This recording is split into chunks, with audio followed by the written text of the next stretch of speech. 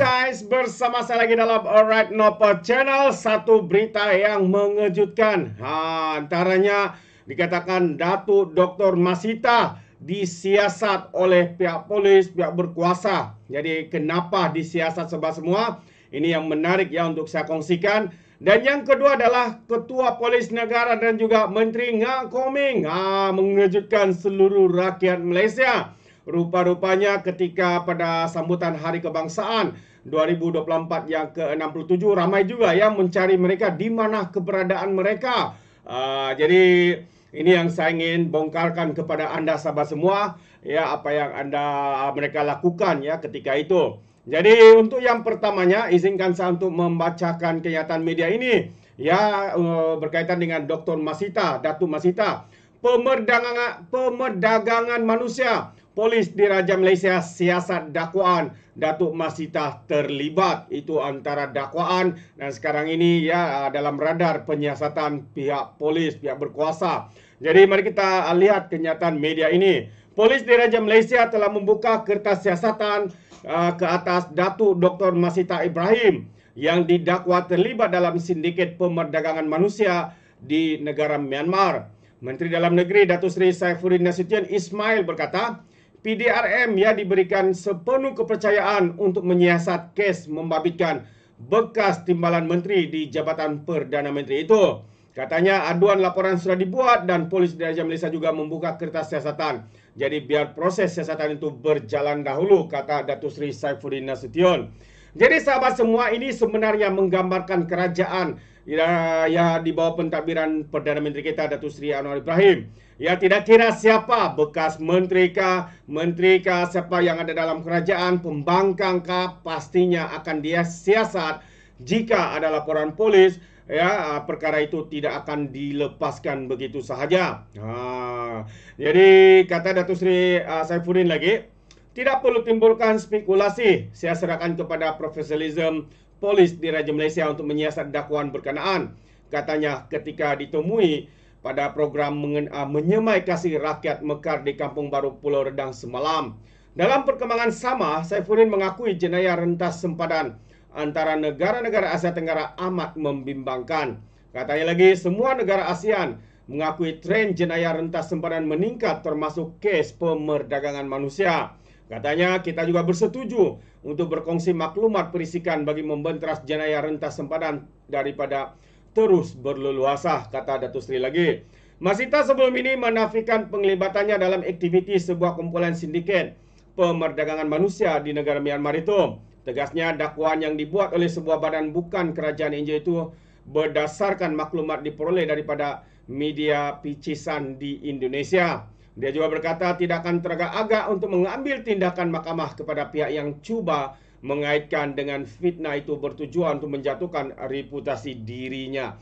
Jadi itu antara responnya daripada Datuk Dr. Masita ini ya terhadap dakwaan, dan pihak polis sebenarnya pun telah membuka kertas siasatan ya berhubung dengan perkara ini. Jadi kita menunggu ya perkembangan daripada pihak berkuasa ya, adakah perkara ini benar atau tidak.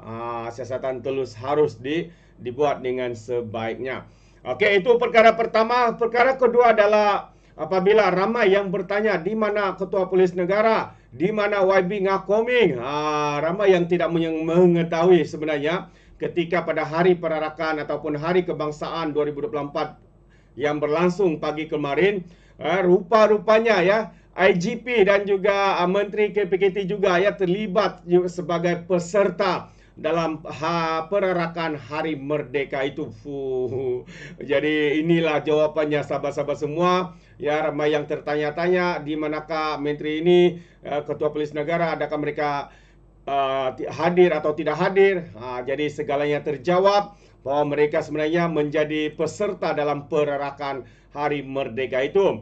Jadi bukan saja Ketua Polis, yaitu Tan Sri Rasaruddin Hussain menyertai perarakan di Dataran Merdeka semalam, tetapi juga Menteri Perumahan dan Kerajaan Tempatan KPKT Ngak Koming juga berbuat demikian. Malah beliau mencipta rekod menjadi anggota Jemaah Menteri pertama berbuat demikian apabila muncul berarak bersama dengan Jabatan Bomba dan Penyelamat Malaysia JBPM. Dan ahli Parlimen Teluk Intan itu berkenan juga dilihat segak berpakaian seragam pegawai JBPM muncul dengan berada di atas jentera pasukan keselamatan itu. Dan beliau juga bersama beberapa anggota dan pegawai JBPM berbadan sasa dilihat melambai tangan ke arah hadirin rakyat yang hadir, yang dikatakan lebih daripada 100,000 yang membanjiri hari majlis ya ataupun program Hari Kebangsaan 2024 itu. YB Ngah Koming yang juga Ketua Whip Parlimen DAP turut memberi tabik hormat kepada Yang di-Pertuan Agong Sultan Ibrahim, dan kemunculan wakil rakyat itu di luar kebiasaan protokol sambutan kerana beliau sepatutnya berada di kemah kenamaan bersama dengan pemimpin-pemimpin negara yang lain. Tetapi apa yang berlaku ya, beliau pula berada ya di bersama-sama ya di perarakan itu, sahabat-sahabat semua. Waduh, ini kalilah. Jadi akhirnya terjawablah segala persoalan yang menjadi tanda tanya ya rakyat Malaysia di luar sana, di mana keberadaan YB Ngah Koming. Itu dia sahabat-sahabat semua. Satu yang amat mengejutkan kita. Tetapi ya, tapi inilah yang sebenarnya yang berlaku sahabat semua. Lain daripada kebiasaan. Jadi GPAM berarak sambil kendong Aeon bikin Putrajaya Riu. Aduh, ini satu lagi perkara yang agak menjadi hangat ya ketika itu.